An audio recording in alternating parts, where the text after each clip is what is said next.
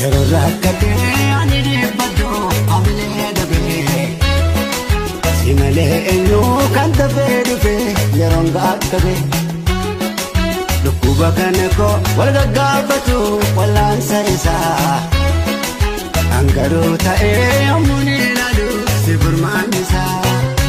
rakkoon mul'atee namatti argamullee sossobbii qabaa keessa garuu namni nu hubatu nageenya saraba naaf taatee mana barumsa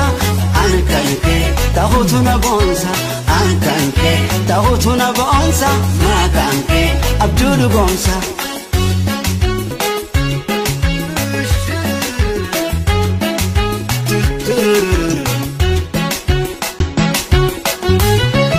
Yeroo rakkatee ani dhibbadhu amlee dabee simalee eenyu kan dafee dhufe yeroon gaaggabe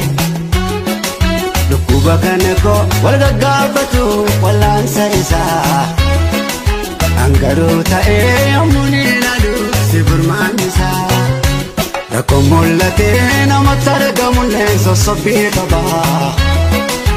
keessa garuu namni nu hubatu nageenya saraba naaf taatee mana barumsa